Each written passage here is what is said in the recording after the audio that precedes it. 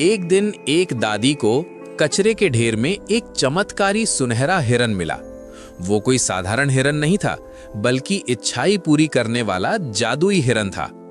अनजाने में दादी उसे अपने घर ले आईं और घर के एक कोने में एक मटके के पास रख दिया।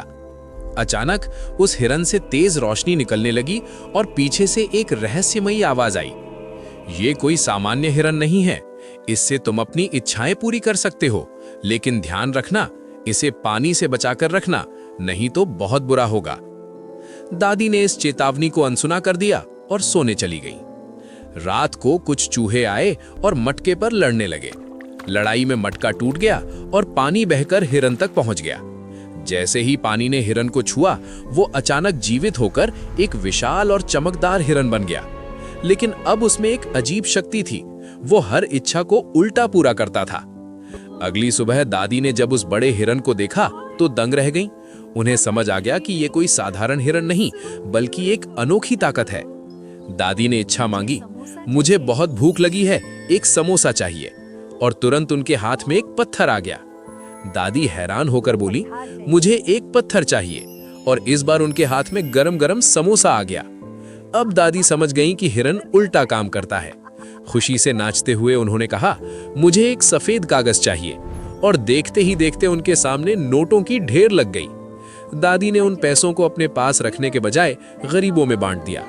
धीरे धीरे उनका गांव खुशहाल होने लगा। एक दिन दादी उस विशाल हिरन पर बैठकर अपने गांव गईं।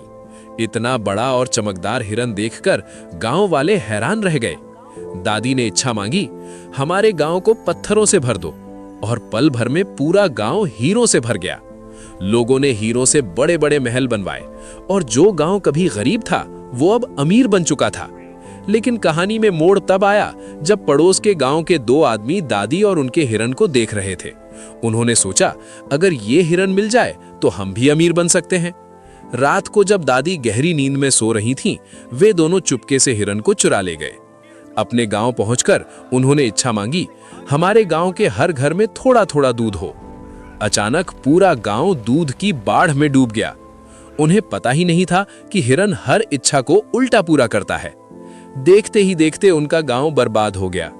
उधर दादी अकेली बैठी रो रही थी, लेकिन हिरन के जाने की वजह से नहीं। वो इसलिए रो रही थी क्योंकि उनकी कहानी सुनने के बाद भी किसी ने लाइक और सब्सक्राइब नहीं किया।